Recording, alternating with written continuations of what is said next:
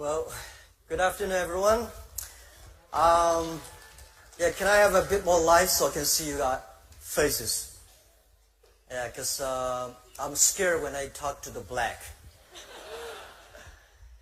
It was a wonderful talk. I was sitting there, I was touched and moved. It reminds me a lot of things that happened to me. But first I would say I'm not talented a person. And I'm not well trained. And I have a lot of I never listened to my teachers, and my mother said, you should have to do this. I said, no, I would never do that. Not like Paul said, everything his coach told him, he listened, and he believed it. And to me, everything I heard on the media, everything I heard from people talking, it takes me 2 or 3 seconds to think about, is that true? Can I do different? This is something that I've been trained for years. I trained myself to do that. I'm not a talented person because I failed many, many times. I tried 7 years in a primary school. Normal student, 5 years of primary school. Because my school was too bad. They say it's too bad because everybody tried to enter the university or enter a good middle school, and we all failed. And I was one of the failure person. And I failed for key middle school, key high schools. I failed 3 times for the universities. And I applied for jobs and I think like 30 times jobs, all failed. I remember when I graduated from high school, I failed the university and looking for a job in a KFC. 24 people went and 23 accepted. I was the only one not accepted. And then I tried to be a policeman. 5 classmates went, 4 accepted, I was turned down. And when we started the business for Alibaba, I tried to raise money. I went to Silicon Valley, talking to venture capitalists. So over 30 of them, none of them accept us and give us some money. But I think the very interesting thing that I do is that because so many mistakes we made, that trained me. Every mistake, every setbacks, every time people refuse us, I take this as a training course. And I don't think that today when people say, I'm disappointed because I'm rejected by this company, or I'm rejected, I failed. To me, I think if you are rejected by people, that's very natural. If you're accepted by people, that's not natural. Right? When I started the business, tried to sell my products. Every day I have a lot of cold calls, go out meeting customers. I tell myself before I go out, today I'm going to meet 12 customers. I have no chance to win. Not even 1 chance. And then when I came back, there's no chance. I say, see how good I am. I know there was no chance. If I got a 1, I say I would do better than I expected. So every time, every mistakes we make, it's a great treasure of your future succeed. And I would say today there are a lot of books about Jack Ma, about Alibaba, but none of the books I read for myself. I wrote myself. I don't think I should write a book, because when somebody start to write a book for himself, he's old, he's going to retire. But if one day I do want to write a book, I want to write a book. The name is Alibaba 1001 Mistakes. It's the mistakes that make us different. Every time we learn, and every mistake we make, we check ourselves. I find a lot of people fail, always think, I failed because of that guy's fault. Every mistake we make, every time we fail, it's our fault. It's my fault. And how we can correct. How can we do better next time? I start to share a lot of my experience and ideas with many entrepreneurs in China. I want to tell them the thing they should learn is the failure stories of the others. My training course is the failure experience. You know, I was not trained to be a I was trained to be a high school teacher. I never got a 1-day training in a business school. Luckily, I was not trained to be an MBA student. I sent a lot of young people went to MBA schools past years. They were very smart before they go. When they came back, they're all stupid. Because they think this is a professor thing, this is economist thing, this is, we should do that. Because they were so active in thinking, but when they came back, they're like frozen. And the school that I'm setting up in China for teaching entrepreneurs and helping entrepreneurs, most of the case studies are the case studies that is failure stories. Why people fail. Most people fail. It's just like going to business. It's like going to the battlefield. Only those people who survive, they are the winners. So when you go to the business field, you have to learn what are the mistakes the other people make. And don't worry, I think most of the mistakes, how stupid that guy is. How can you make a mistake like that? You will. You will. So I try to teach myself. I read many case studies that why people fail. And constantly conscious, this guy is so smart. If he fail in this way, why I have a chance to win? So the more you learn about that, that will make you more positive. And the other thing I want to share with you guys is that always use your own mind to think. The difference between you, your education, your background, your experience are so different. So you should not always follow the others, but follow your own rules. When I compete with those people who are very experienced and old, I say, wait, give me 30 years. When he's getting old, I have my chance. When I compete with people who are rich, can do anything, I say, yes, let's compete 15 years later. I prepare now. So always you have a chance to win. If you really, I'm lucky enough to meet a lot of people in this world. They're very successful people. Bill Gates, Warren Buffett, and even Steve Jobs, and a lot of people. I found those people who successful, they have some wonderful characters, like Usain Bolt. They are optimistic. They never complain. If you're not optimistic, you have no chance to win, right? And if you complain, well, when I complained a lot when I was young. I said, wow, when I want to do some software, Bill Gates did it. When I do this, and that guy did. Right? When I want to have some fried chicken, KFC did better than we did. And we always try to be as successful as Bill Gates. It's impossible. There's only one Bill Gates. A lot of people say, well, Bill Gates did not finish Harvard, so I should leave Harvard. There's only one Bill Gates. So I think those people, they are always very optimistic. They always see the brighter future. And even also, they never complain. Because when people complain, they are losing opportunities. They are blind their mind. So later I learned, where is the opportunity is? The world is full of opportunity if the world is full of complaining people. If you can solve the problem that people complain, that's the great opportunity. And I find many of my friends in the high school, universities, I met them these years, the only thing I found that they are still complaining. Well, don't laugh. We have a lot of people complaining in this world.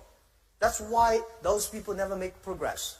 And we have to say, when you complain, think about how can you solve this problem.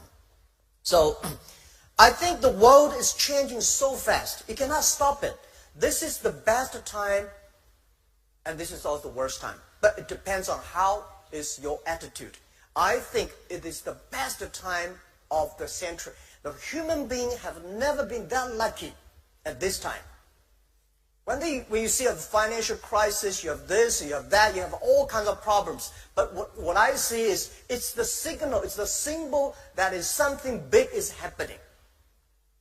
And we are lucky at this age, at this moment, we are there.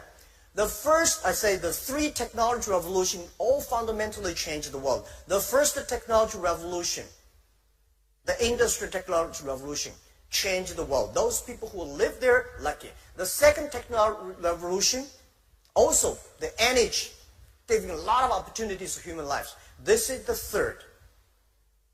And we are lucky. And every technology revolution comes, there is a huge turbulence of the society. It's going to kill a lot of jobs. It's going to create a lot of jobs.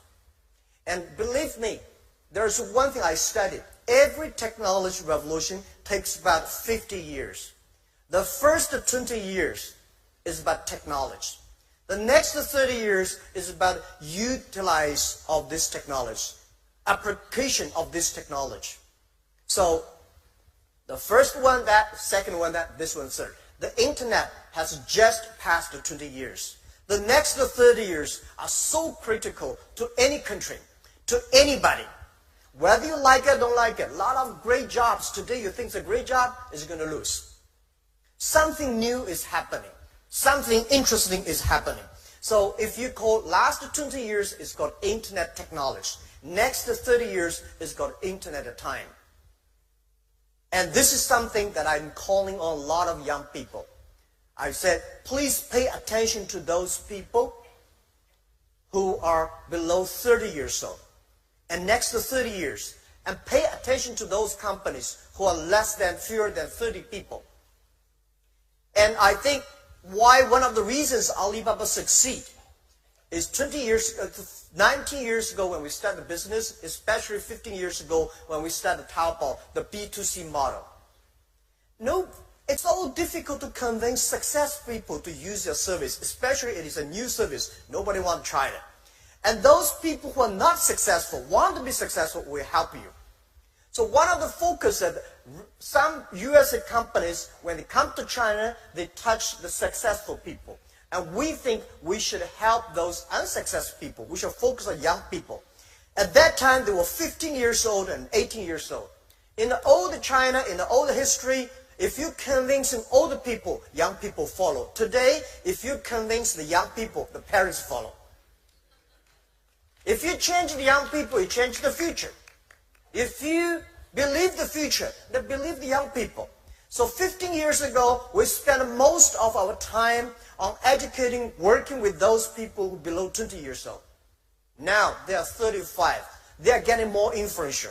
They think of buy things online. They think of shopping online. They think do business online. They take it for granted. So we think give them another 10, 15 years, they will become the ministers. They will become the presidents. And at that time, the world is going to change. So this is what we believe. And I want to share all the young people here that it's your time. The world, a lot of people are complaining because the internet destroyed a lot of business. It's not internet destroy a lot of business.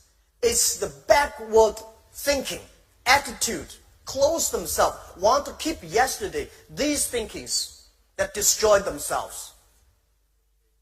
And I want to say that people say technology killing jobs. No, every technology revolution create more jobs than people thought.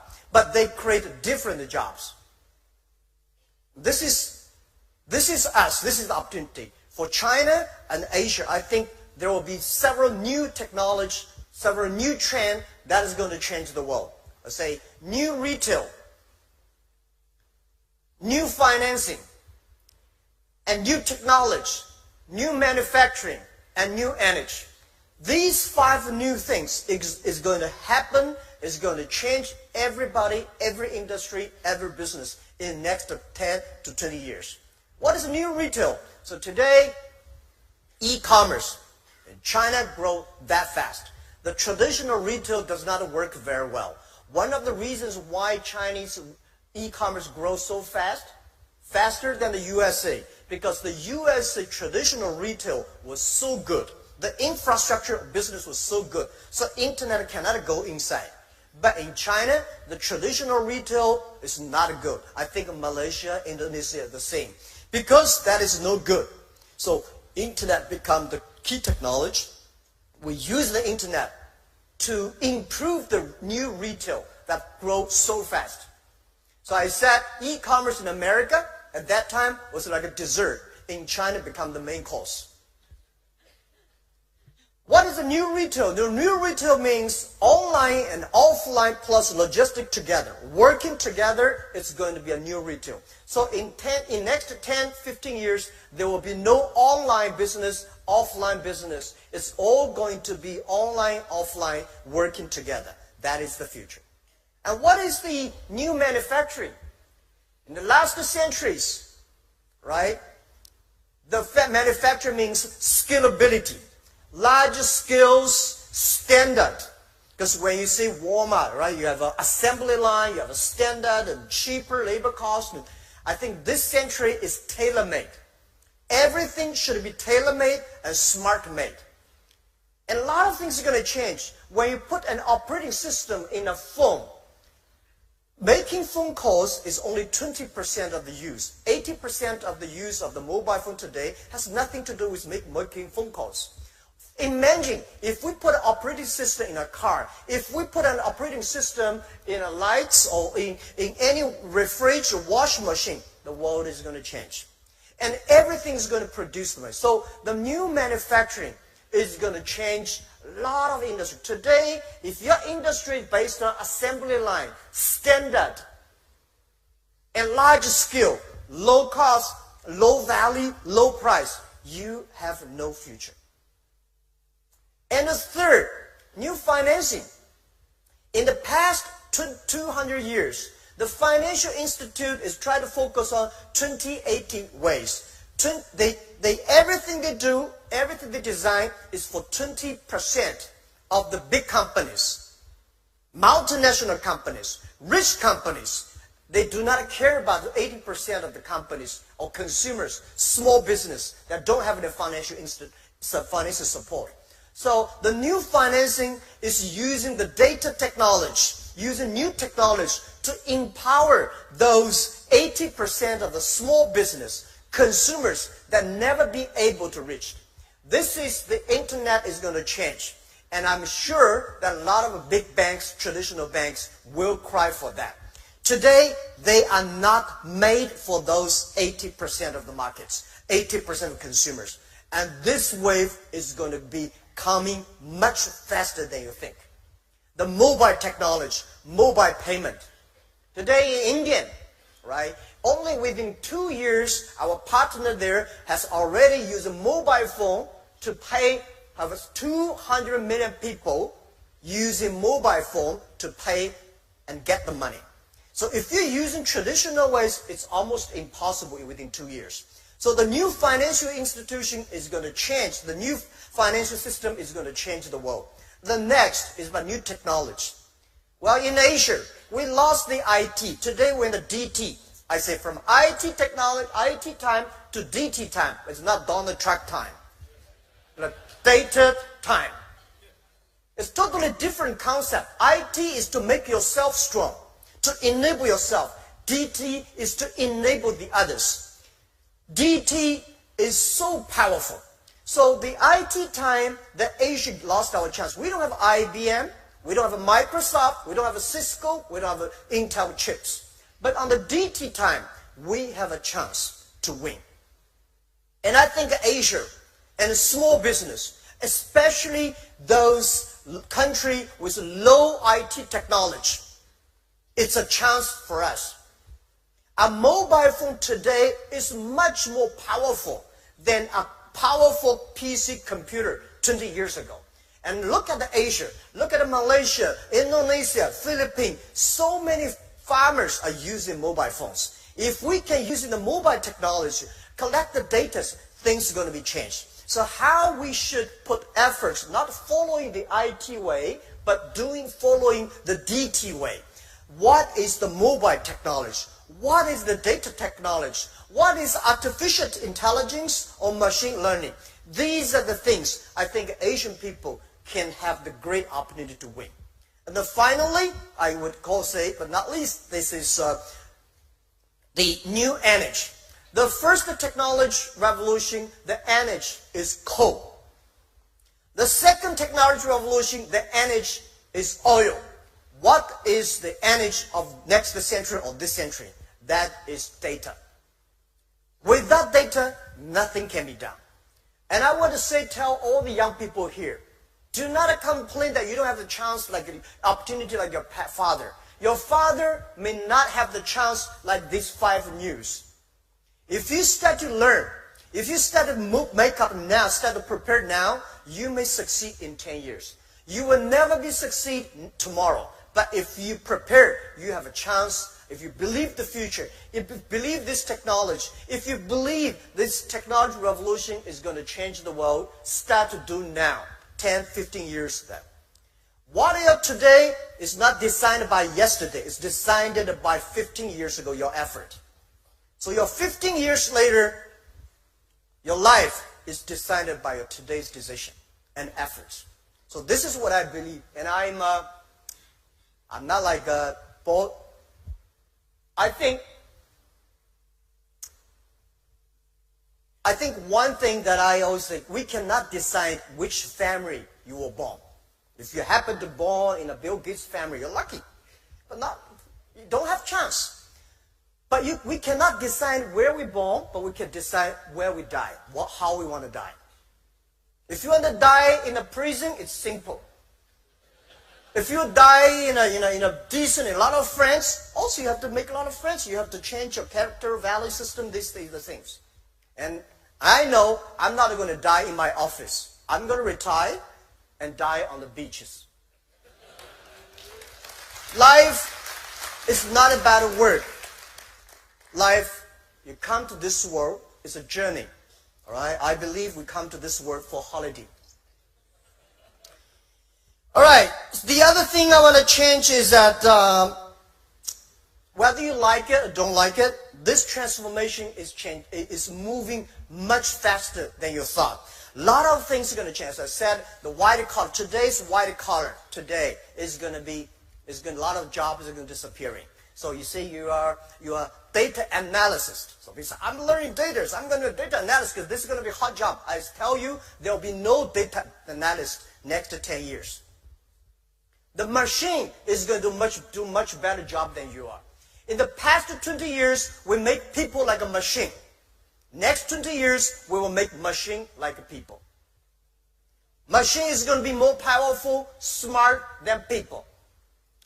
And I think I told my team 8 years ago, I said, in 30 years, the best CEO of that year, the cover man of Time magazine, will be a machine. You like it, don't like it? Let's wait and see if we can live for 30 years.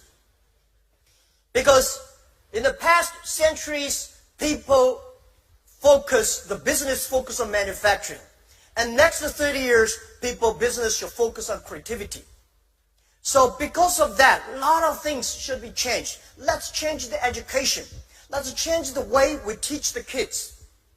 I think we should put not only the knowledge, machine can remember knowledge much faster. I said to a lot of people, say, when we compete who is smarter, we say, well, this guy recite, can remember every words, every poems, every sentences. He's very smart in remembering. I tell you, machine can remember better than you do. And those guys who can calculate faster, machine can calculate faster than you are. Machine never get angry, never get tired. They can always do a better job than you are.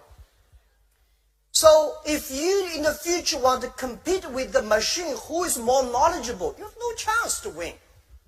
How we can compete with machine? I think we should teach our kids culture, value. These are the things that human can always win the machines. That is why we should teach the kids. There are two things I think the education focus on: imagination and creativity, and teamwork. These are the things that we should teach our kids. We should teach our kids music. We should teach our kids sports. Sports make the kids understand what is teamwork. Music make people understand. Music and painting make kids understand what's imagination, creativity. So if we do not start to change the education, the thing we teach the education, we are going to be in big trouble. Our kids will always complain. It's not their fault, it's our fault if we don't start to do it. So I believe in the future, it's not about the competition of knowledge. It's about competition of wisdom, of experience. How can you survive in such a mobile, such a complicated, sophisticated world? And I say today people are worried because machine getting smarter. They play chess. They play Go better than human beings. So, oh my God, what am I going to do? I never worry about that. Why I don't worry about that? Machine. I don't like the artificial intelligence, the word artificial intelligence, AI. For me, AI means Alibaba inside. It's not artificial intelligence. Artificial intelligence, if you try to teach a machine to do things that human being can do, it's just an insult of the people. Machine's supposed to do the things that a human being cannot do. That is something we should do. So I believe it's not artificial intelligence. It should be machine intelligence. Do something that people cannot do, human being cannot do. Like cars. We know car can run faster than human being, but we never make a car like a human being. If you make the wheels like this, car can never run fast. Wheel is a wheel, and human beings do not have the wheels. So let's do something that is different. And calculation, big data, and all these things, we have to know very clear that human being, I'm an optimist, human being will always win machines. Don't worry too much about that. I never worry about the things most of the scientists are worried about. I never worry about the things prime ministers worry about. I only worry about things I worry about. Because in Alibaba, I have already enough things to worry about every day. The next thing I want to say is that the business people here, young entrepreneurs, I heard young people talking about, I was like, I don't have a chance like a Lee Ka-shing, I don't have a chance like a Mr. Kwok, I don't have a chance like that. I tell you one thing, they may not have a chance like you at that time called entrepreneur. What is entrepreneur? Entrepreneur, to my understanding, is social scientist plus artist. You have to be a social scientist. You understand a human being. You understand the behavior. Then there's need. Change yourself. And you should be very artistic. How do you make the team? The reason why Jack Ma succeed is not because I'm that smart. Because I have great people. I know how to work with them. And the great people and I will know how to understand the society. What's the need? So if you want to be a company to be more successful, you have to sure what big problem you solve for society. The big problem you solve to society, the big opportunity is, and the more successful you will be. If you solve the problem for your own village, it's a village company. If you solve the problem from a province, you're a provincial company. If you solve the problem for the nation, you're a nation company. This is the responsibility, depends on how you can work on that. And what is entrepreneur is going to transform? Entrepreneur is going to transfer to netrepreneur. Net entrepreneurs.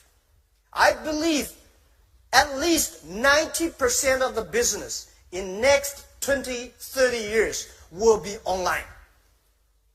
If you do not know how to do business online, normally do a small bit in a business, if you're a small, tiny business, you can only do the local village. But if you, the size of a business depends the reach of your region.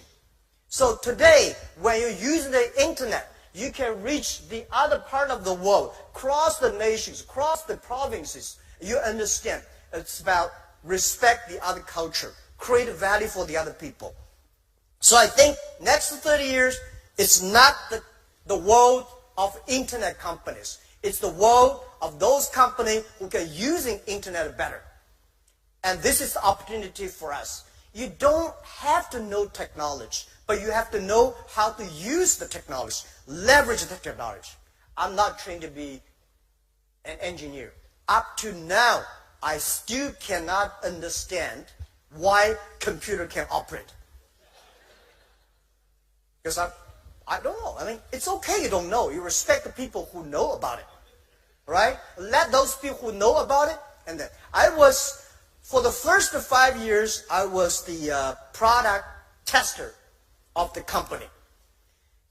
Because we work for small business. Most of the small business in the world, they are scared of the high technology. When they think about high technology, they don't want to do it. So I'm the product tester. When the engineers finish the thing, I will use it. If I cannot use it, I say 80% of people cannot use it, just to throw the rubbish. If I can use it, it's a good product.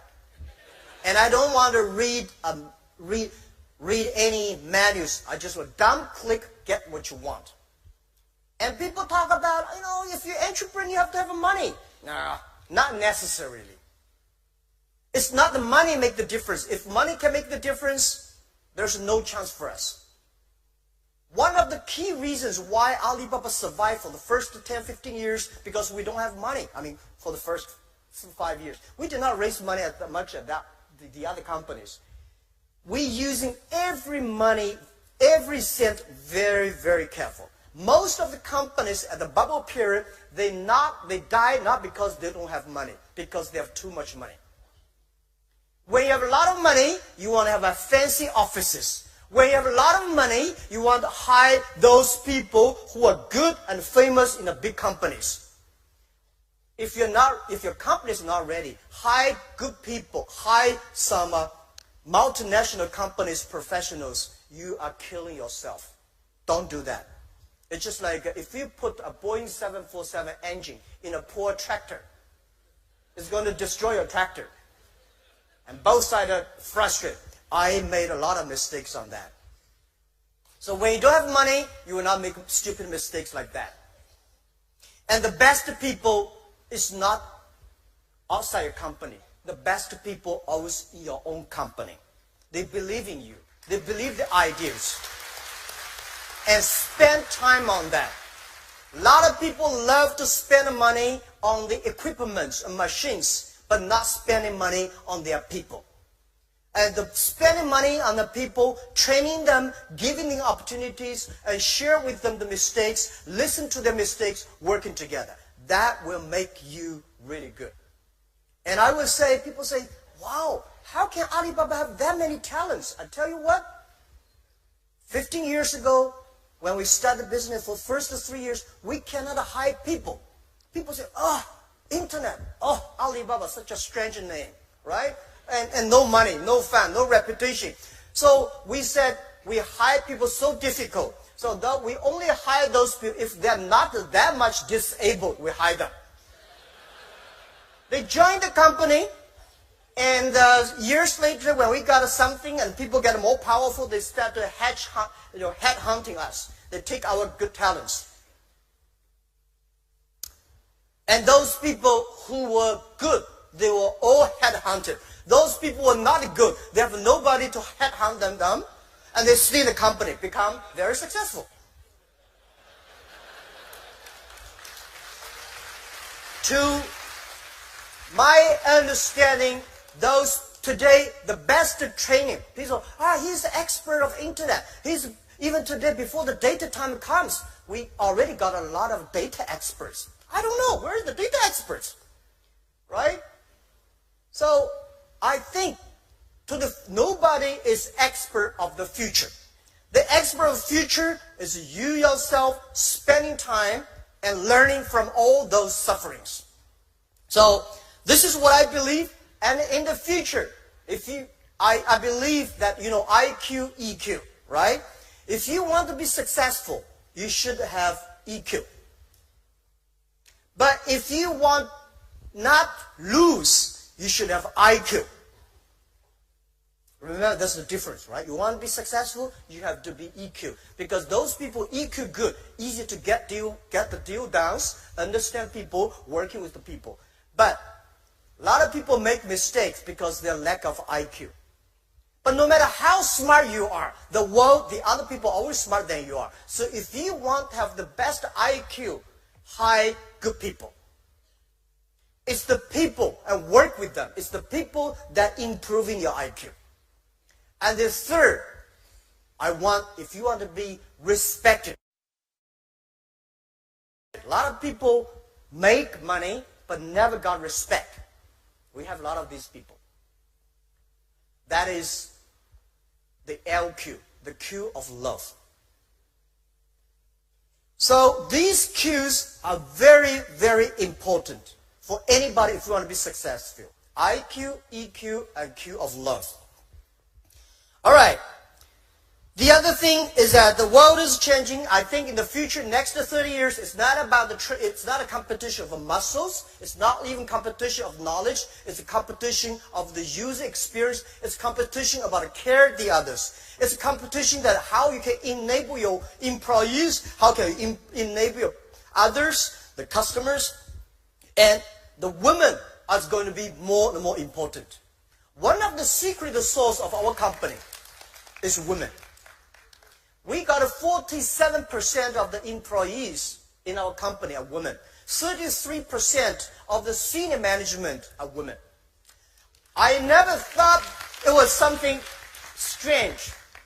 One day there is an American journalist come to our company and say, Jack, why are there so many women in your company? I said, is that? I never realized that. Because we never think of men and women. Internet is about how you can perform behind the internet.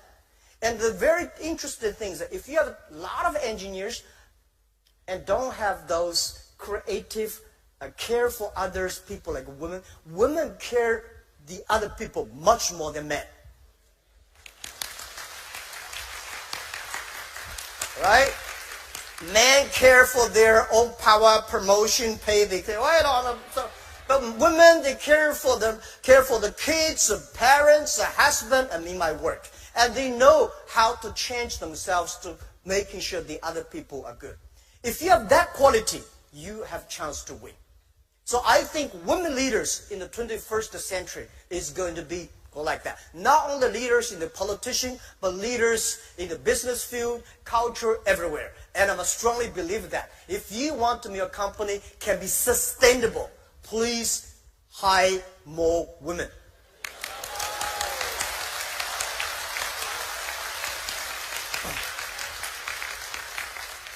I'm not talking like a politician. I prove it by our company. We're probably the company in China, in the world, the high-tech company, have close to 50% of the employees are women. 33% of the senior management are women. And by the way, we got more than 50% of the power sellers online are women. The power sellers, if you traditional ways, women have no chance. But the online, people only care whether you serve them better or not. They do not, oh, it's a woman. All right, finally, before we open the questions, because I have a lot of things to share with you. Sorry for I talk that long, because when I have a chance to talk to entrepreneurs, I just feel that I can talk to myself. I feel a lot more comfortable when I talk to the small business and young entrepreneurs. Because when I talk to investors, I got a headache. But when I talk to the entrepreneurs, I feel that we are the same animals. When we talk to big companies, they talk about competition, revenues, and profit, and But when we talk to the small business, we talk about the dream. We talk about team. We talk about customers. All right. So finally, this technology revolution is very scary. It depends on how we use it. How we can work together to solve big social problems. The first technology revolution changed the world, but the result was the First World War. The second technology revolution also influenced the world. The result is Second World War. Now we are entering the third technology revolution. The first technology revolution made the people physical, arm, leg, and stronger, machine. Second technology revolution, people start long distance, train, planes, and they want to get more greedy. They go to the space, go to the moon. But this technology revolution, this time, is the inside world. People should know themselves. Today, we go to the moon, we try to be on the Mars, but we never see the inside of the human beings. So I think this revolution is the liberation of the brains. If we do not deal with it carefully, it will be big trouble for the world. So the Third World War will happen. But this world is not against each other. This world supposed working together, the war against poverty, the war against weather, environment, and the war against disease. These things, if we can use in the technology data, people will be better. So I think the internet, the e-commerce in the next 30, 40 years, if you want to make your business helping others, that the business world is going to be inclusive. The business world is going to be sustainable and make people happy and healthier. That's the future. And your business will be great. So I call happy and health are the double-edged strategy. This is all human beings want. Everything you do, because of the data and technology, if you can make your people, your team, your customer, the world happy and healthier and sustainable, it's going to be big.